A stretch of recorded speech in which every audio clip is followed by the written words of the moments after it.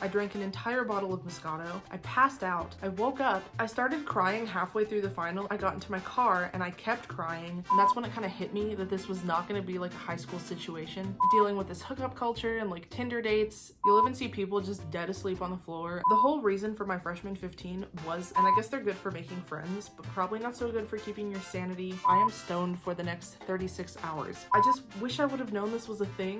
Getting up in the morning and having a stranger watch me get dressed, how to put out a fire. You need to figure it out now.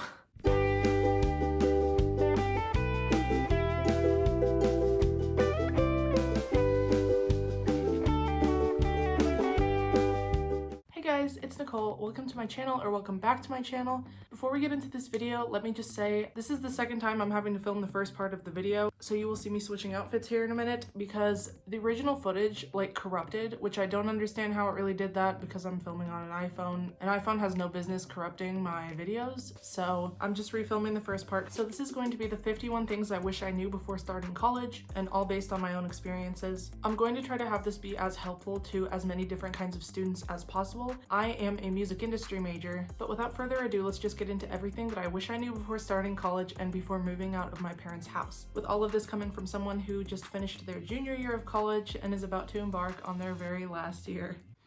Look into a minor first semester freshman year. I wish so badly someone said this to me. I want to minor in marketing very badly, but I was told you should start looking into minors junior year, which is what I did. And then I came to find out that my mom was not about to pay for me to take extra classes over the summer or to pay for me to study abroad for a week and get 6 hours from that. Just try to add it to your normal class load as early as possible in your college experience as you can. Just do what's financially smart for yourself. Ask other students, ask your professor, ask your advisor, figure it out ASAP and start planning. If you think you want to do something, just do it and do it fast. And that's it. That's the whole video.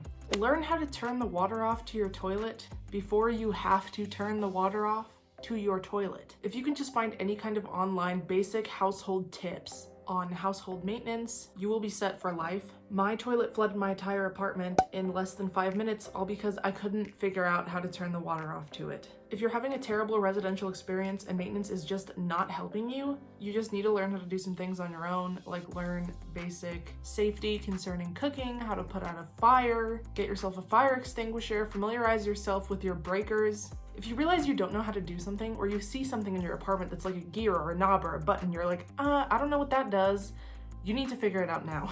Don't buy new textbooks. Rent the textbooks from Prime and get that student discount as soon as possible, by the way. Or from the bookstore, or buy them used, or rent them. Just do whatever you can to get them as cheap as you can. And then sell them the second you finish your final to either an underclassman or back to the bookstore, or whatever you can do to just get rid of it for money if possible. Some people suggest not to buy or rent the textbook until the professor says you're actually going to use them, but I've never had a professor do me dirty like that. They're not trying to put us into even more debt. Sometimes I even end up getting the book too late if I'm trying to wait for it from Amazon for it to come in. Be prepared to not make friends. I have yet to become as close with anybody in college as I was with people in high school. I think this is partially due to class being over as soon as the professor is done talking. While in high school, the teacher can finish with their lecture and then you all just sit there and stare at the wall for 30 minutes until your next class, or talk to people who are in that class, where college is just different. You don't have that kind of like downtime in your classes. If you want to make friends, you're going to need to join an organization. You're going to need to introduce yourself to your neighbors. You have to really put yourself out there and dedicate your free time to making friends, because you won't be stuck in classrooms with people anymore. Keep a to-do list. I'm not a planner type of person. I don't like to carry around any more than I actually need to. I keep a to-do list at the very top and front of the Notes app in my phone, and it just sits there and it haunts me every time I get on my phone, and it'll just look something like this. You don't need to spend all your time making this aesthetically pleasing planner, because then you're never going to have the time to actually write in it. Just jot down what you need to get done and when it needs to be done in your notes, and then move on with your life. Be prepared for your roommate to drop out. You may be rooming with your best friend and planning to do so all 4 years of college like I did, but I think it's like half of all freshmen drop out or something like that. And if you want to move off campus eventually, you need to keep in mind with who. Do a little research into the off-campus communities in your college town and just know what's around if things go awry. I ended up having to move off campus very quickly. but I had already done some light research into what kind of things I was looking for in an apartment, so I was able to schedule a tour and just kind of pick what I wanted very quickly because I already knew what my options were. Try not to switch majors. Everyone's always talking about how it's like so like good and normal to like switch majors, and I think the average is like 3 times for a student, and honestly that's insane. It just creates more work for yourself and a higher cost. If you truly have absolutely no idea what you want to do in college, what are you doing in college? Like, you should take a gap year or work and save up some money, or just take some basics at a community college. Otherwise, if you're moving between a few ideas, go with something that involves your passions but also has some like practicality to it and stability. Go with what instinctually feels right.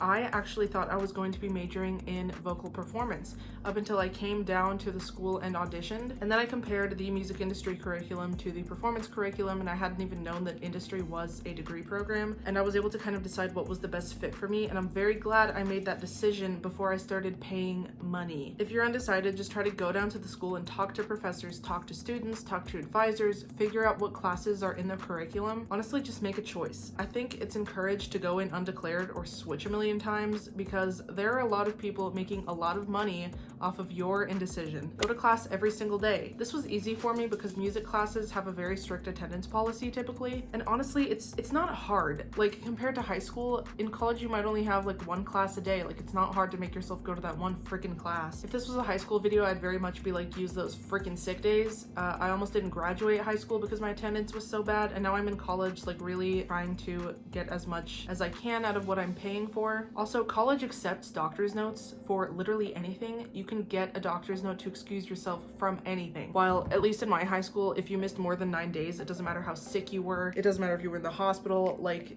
you were going to be held back, or your diploma would be withheld if you missed more than 9 days. But if you're not feeling well in college and you can't go to class, download the app Doctors on Demand. This is an app where you can just like go to the doctor without leaving your bed, essentially. You can just like do an online like FaceTime appointment with a real doctor, get yourself a note, send that to your professor, and then you can just go back to bed. You're in a safe space now, honey. Your diploma's not going to get withheld all because you had tonsillitis. Check expiration dates. This seems a little obvious, but not to me, I guess. Things can get a little tricky when your mom is no longer maintaining your fridge and your groceries. Cheese that's been opened doesn't last as long as cheese that is sealed. The expiration date no longer matters once it is opened. Do not poison yourself twice in the same weekend with the same cheese. I try to throw away cheese that I've opened. If I don't eat it within a week, I'll throw it away because it just gets too hard to keep up with it. When in doubt, just toss it. Take care of yourself. Get the cheapest meal plan allowed and don't stress too much over it. It also can be very difficult to use up your meal plan money if you're vegetarian or vegan or gluten-free, or you have any kind of dietary restrictions. The whole reason for my freshman 15 was the meal plan, and I actually was trying to convince my mom to get me a more expensive one because I thought I would need it. But I had $500 left during finals week, and I was craving both my brain and my stomach. I've never eaten so much duck, scallops, lobster, filet mignons in my life, all out of not wanting to surrender any more of my money than I needed to this university. The thing is, with a meal plan, you pay the money, and then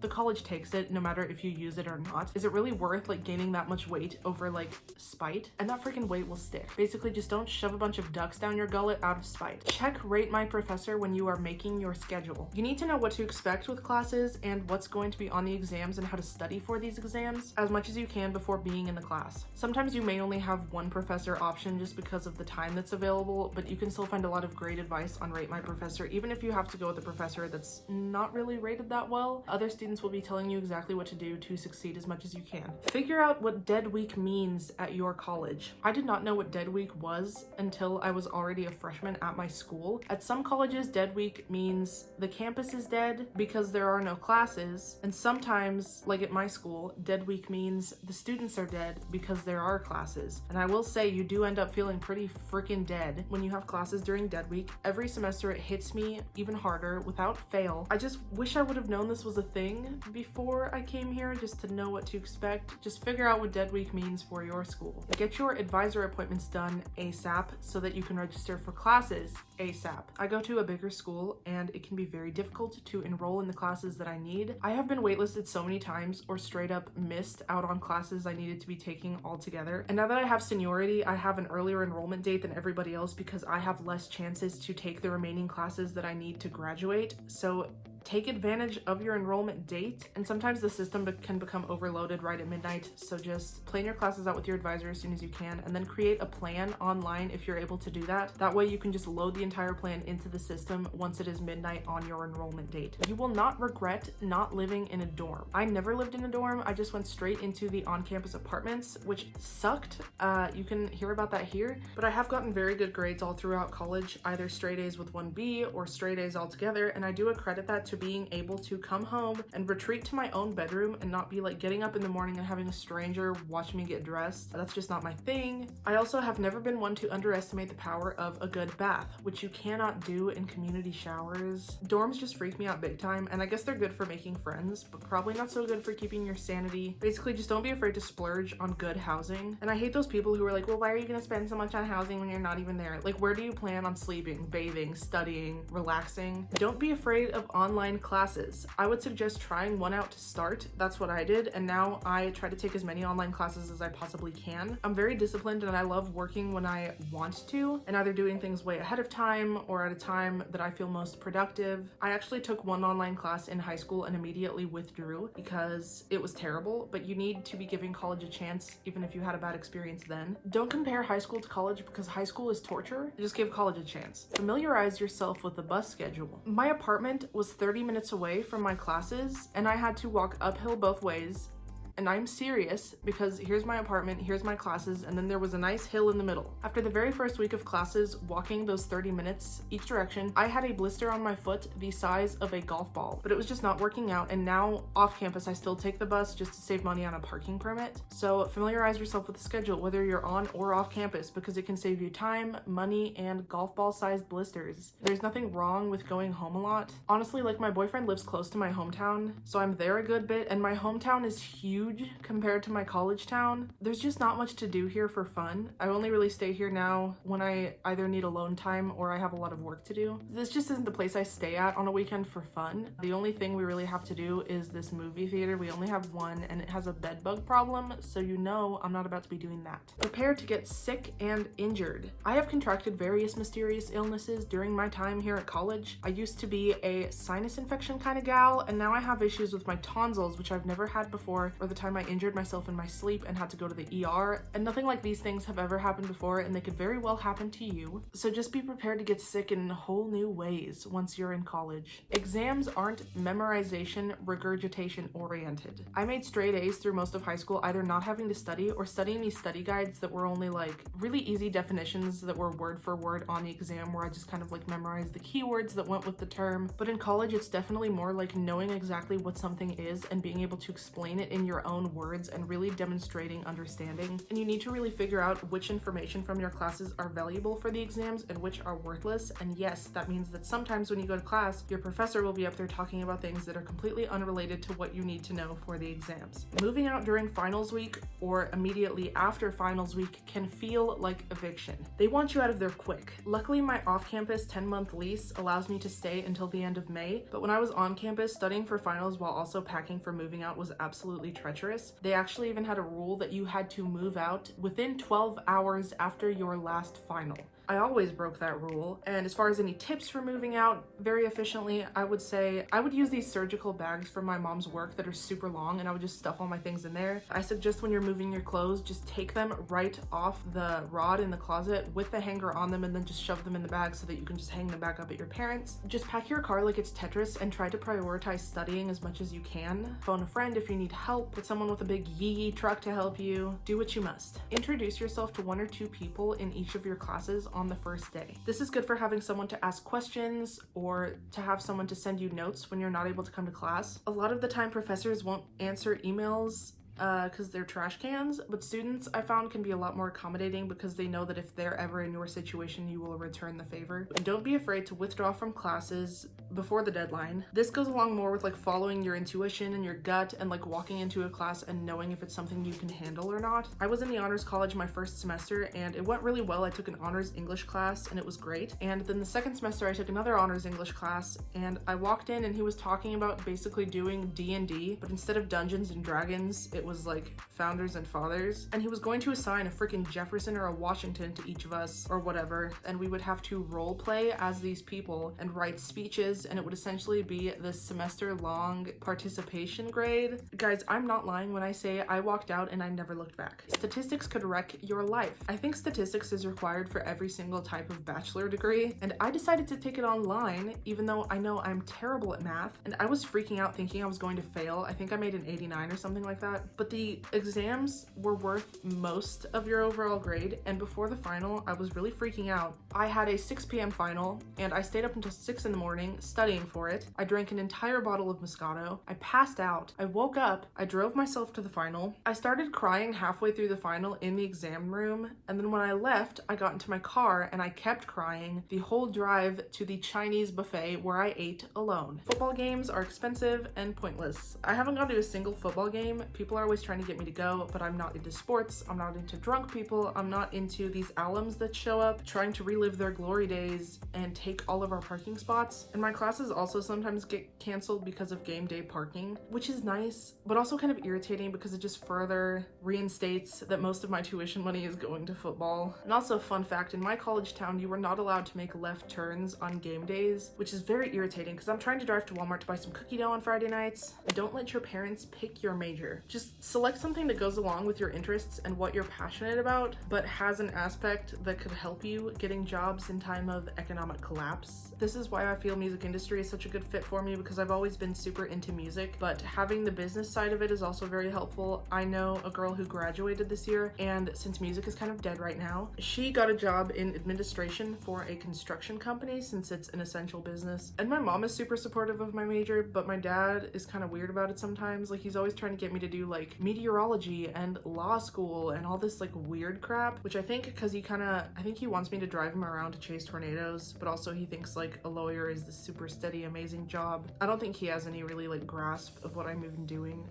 But I really believe if I wasn't doing something I wanted to be studying, I would drop out so fast, and then it would just be a huge waste for all of us. And I firmly believe like if you're doing what you want to do and what you're good at, money will follow. Find physical activity. Once I got out of high school and wasn't in show choir anymore or able to schedule like a normal workout time every day after class, it's just become bad. Find something you can really commit to and schedule into your week, like a dance class or a sport or something that you can really hold yourself accountable to show up for and go to at the same time. The freshman 15 is real, as I said before, and if I would have just found an active hobby, I wouldn't be carrying around all this duck around my stomach right now. Choose clothes that are appropriate for outdoor walking. You will be doing a ton of walking outside, even if you are taking the bus. You're not switching rooms within a building, you're switching buildings, and some of them can be like 20 minutes apart from each other. My college town is a swamp. There is no drainage, and it rains all spring in Oklahoma. I've seen people wearing trash bags, covering their backpacks in trash bags, and I'm like, that is a smart man. I've personally invested in some Chacos and mosquito spray because that is the sort of climate I am sludging around in. Sometimes I'm walking through 2 feet of water. Sometimes I'm wearing water shoes to class. Sometimes I need sunscreen. Just be smart about your attire. Don't take 8 a.m.s. I didn't need to be told twice, but some people do, because high school 8 a.m.s and college 8 a.m.s are completely different things, and you will be staying up later in college. That's just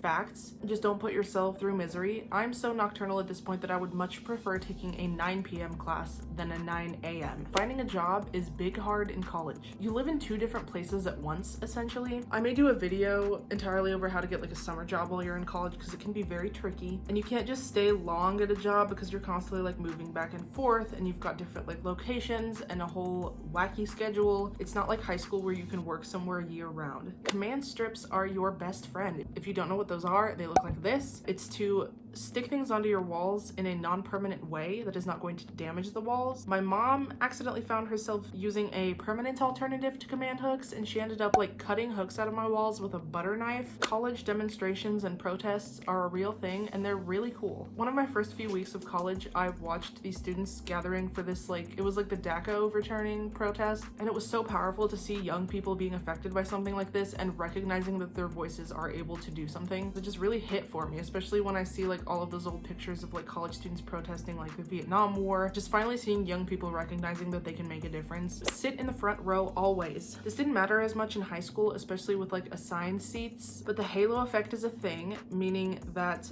the impression your professor has of you on the first day or the first week will stick throughout the rest of the semester. Just sit in the front row and make front row friends because they're probably going to be really responsible people, and make eye contact during the lecture to show that you're engaged and you're interested. It can do wonders for your grades. Turn things in early. Turning things in early can give you a better idea of what kind of grade you're going to get at the end if your professor grades them immediately. It also gives you a really good rep with the professor, just like the front row kind of thing. If you have a major project that isn't due until halfway through the semester, just try to get it done early and turn it in, and request feedback if you can. Just give your professor that really good impression of you. Always do the bonus early, the first week if you can. I actually had a bonus opportunity this last semester that was literally just submitting a picture of your voter ID card to show that you are registered to vote. And even if it's really simple, effortless stuff like that, just make sure you get it done fast so that you don't forget, because these things can really pad your grade at the end. You will have some weird and pointless classes and assignments. Of course, everyone has gen eds that they have to deal with, which are awful, but my degree in particular has some really strange requirements. I can go more in depth on that in another video. It's a professor's world and we're just living in it. Learn how to budget now. If your parents are paying for your food and your other basic necessities, it's great that you don't have to worry about those things, but you should start just recording how much it costs to uphold your standard of living, because there will come a time when you may be relying on your own income, or you're moving out of state, you're living on your own, and it's good to know what kind of income you need to have, and it just can be very helpful to have that kind of information. The first week might give you a meltdown. I have never wanted to drop out more than after my very first day of college classes. I was going through it, I was having this full-on breakdown, and then after my second day of college classes, I only had one class and it lasted for 8 minutes, and that's when it kind of hit me that this was not going to be like a high school situation, that this was going to be so much better than what I'd been dealing with for the past 4 years. Be prepared to be in more classes than you expect. I had only heard good things about college classes and being able to schedule them at whatever time you want and starting at whatever time you want, but I had no choice my first semester freshman year but to take an 8:30 a.m. because I had to take it my first semester and that was the only time it was available. And as a music major, I was in 10 classes my very first semester and only 15 hours. So if you're like an arts major or a music major or something like that, be prepared to be in classes that are either worth nothing or only worth 1 hour and take up the majority of your time. Just prepare yourself for a day that is not unlike that of high school. It really bummed me out for a while to be leaving in the morning while my roommate was sleeping and then coming home at night when my roommate was sleeping. I can do a whole standalone video on being a music major and exactly what that entails if you guys want, because there's definitely a lot that I didn't expect. Familiarize yourself with your college town. So right when I got here, I pretty much just wanted to be a local right away. So that wasn't an issue for me, but just go explore. I was driving around, I was just kind of looking at what's around in my town. I now know that my town has a petting zoo, a botanic garden, and some of the best fast casual Mexican places that I've ever been to. Just look around, experiment.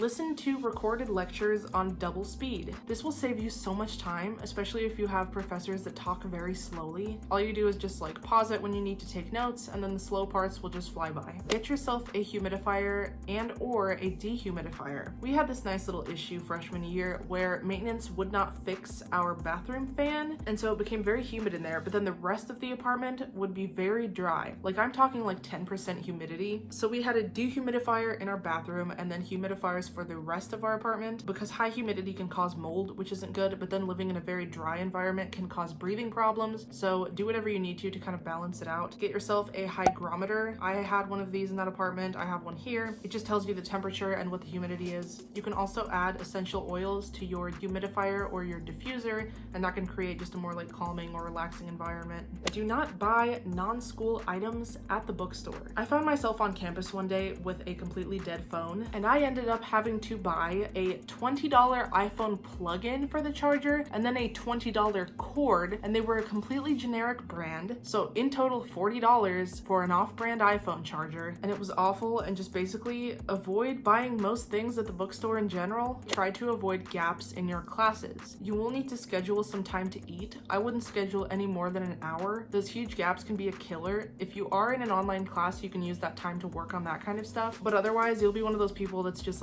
asleep in the student union. The library is a huge resource. My library offers completely free printing, which I definitely use, especially when I have to print an entire semester's worth of notes. There's also meeting and study rooms that you can reserve. I think you can rent cameras and you can get homework help. There's just a lot of different things. Every library is different. Just look into what your library offers offers, your tuition is paying for it anyways, whether you use it or not. Don't let orientation stress you out. This was another time in the very beginning that I immediately wanted to drop out, and I hadn't even started yet. I had an orientation in July before my freshman year. That was when I found out that I would be in 10 classes. Nothing was making any sense. I had a whole bunch of questions that people seemed not willing to answer. Nothing was making any sense, and it was super hectic. Just realized that faculty can be stressed as well because there are a lot of freshmen to take care of. And then don't try to think about it too much the rest of the summer. If you still have questions when college starts, go straight to your advisor and figure it out then. I really didn't like my advisor at first, but then I met with her for the first time during the semester, and she was like a whole different person. I think she had started to like fall into that normal routine, and it wasn't as hectic, and everything became a lot more clear to me as far as what was expected of me. It's okay to have a boyfriend from high school. I know a lot of them don't work out, and a lot of people break up freshman year or they do the turkey dump, but I'm still dating someone I got together with my senior year of high school. And I don't believe in like forcing your dreams to conform to a relationship that you're in from high school or sticking with something that doesn't feel right. But I pretty much like started dating him, and eventually I was like, hey, I'm gonna like go over here and do school over here. Like we can try to make it work if we want to. And then that's what we've been doing. Just don't change your plans for anyone or stay in a relationship that is not working. A lot of them don't, but mine isn't technically that long distance. Like it's just an hour away. And even when I'm home for the summer, I don't see him that much because we're both working on weekdays. So it's like a weekend kind of thing when I'm able to see him regardless. Do whatever feels right to you, but it is kind of a relief to watch my college friends like dealing with this hookup culture and like Tinder dates. And I've never been on Tinder since I started dating him right when I was 18, and like watching all of these insane like Tinder horror stories and just being glad that I don't have to deal with that. But everybody's different. Some people stay in one relationship all throughout college. Some people are dating like 15 different guys, which I'm sure you can learn a lot about like different kinds of people and different kinds of relationships. And then some people like stay single the whole time, which is great too, because then you can really focus on yourself and like your own interests and self-improvement.